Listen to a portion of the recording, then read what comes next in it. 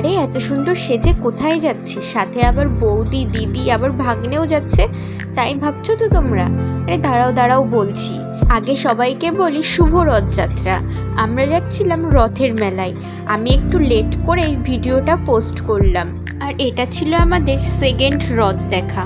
আর দেখো রথটাকে কত সুন্দর সাজিয়েছে। ছোটবেলায় জানো তো মাকে বলতাম যে রথ দেখতে যাব, রথের দড়ি টানবো, কান্নাকাটি শুরু করে দিতাম যদি রথের মেলায় না নিয়ে যেত। তোমরাও কি এমন করতে? তাহলে নিশ্চয়ই কিন্তু কমেন্ট করবে। বনগাঁতে কে কে রথযাত্রা দেখেছো নিশ্চয়ই কিন্তু কমেন্ট করতে ভুলবেন না। আর এক কথায় বলতে পারো রথযাত্রা মানেই বনগাঁ। এই রথটা দেখা শেষ করতে না করতেই সামনে দেখলাম আরেকটা রথ। এটা ছিল আমাদের বনগাঁর শিমুলতলা রথ। মোট কটা রথ দেখলাম তোমরা কিন্তু কমেন্ট করবে। আর এত সুন্দরভাবে রথগুলোতে লাইটিং করা যে আমি ক্যামেরা করছিলাম আর রথগুলো হেসে আসছিল। আর দেখো রাস্তায় কত লোক, মনে হচ্ছে দুর্গাপুজো লেগেছে। আর এটাই সেই শিমুলতলার রথ। তোমাদেরকে আমি কাছ দিয়ে দেখিয়ে দিলাম।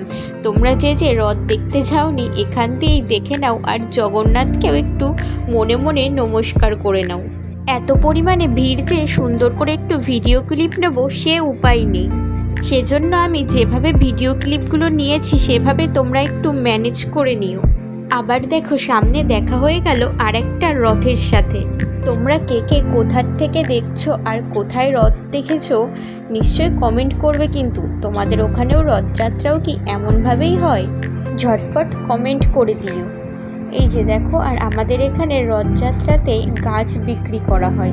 সবাই এই দিন বাড়িতে ফল গাছ হোক, ফুল গাছ হোক এনে লাগিয়ে দেয়। আমরা হাঁটতে হাঁটতে চলে এসেছিলাম বাটার মোড় অবধি।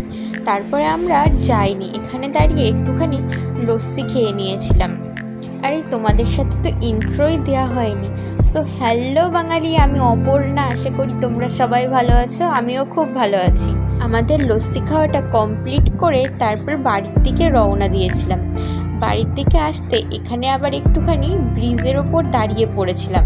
আর এখানে দেখো দিদি দাঁড়িয়ে আছে আর বৌদি ফটো তুলে দিচ্ছিল। আর এখান দিয়ে বাড়ির জন্য জিলাপি নিয়ে নিচ্ছিলাম। আর বৌদি এই রেস্টুরেন্টটা যাওয়ার সময় দেখে গেছিল, 80 টাকা প্লেট বিরিয়ানি। তাই যাওয়ার সময়ই বৌদি বলেছিল এখান দিয়ে আমি বিরিয়ানি খাবো। সেজন্য আসার সময় বৌদি, দিদি আর ভাগ্নে মিলে বিরিয়ানি খেয়ে নিয়েছিল। আমি খাইনি, আমার খাওয়ার কোনো ইচ্ছা ছিল না, কারণ আমি সন্ধ্যাবেলায় ভাত খেয়েছিলাম। বিরিয়ানি খাওয়া শেষ করে আমরা বাড়ির দিকে আসছিলাম, তখন আবার দিদি বলল আমাদের এই বিএস ক্যাম্পের মোড়ে অশোক স্তম্ভর ওখানে একটুখানি বসবে আর একটুখানি ফটো তুলবে। সেজন্য ওখানে একটু বসেছিলাম। আর তারপরে দেখা হয়ে গেল আমাদের বনগাঁর বড় রথ, যেটা আমাদের বাড়ির দিকেই আসছিল। তা ওই রথের সাথে সাথেই আমরাও বাড়ির দিকে আসছিলাম। তারপরে রাস্তা দিয়ে দুটো ক্যাম্পা কিনে নিয়েছিলাম। ক্যাম্পাটা খেতে খেতে আমরা বাড়িতে চলে এসেছিলাম। তো টাটা, দেখা হচ্ছে নেক্সট ব্লগে।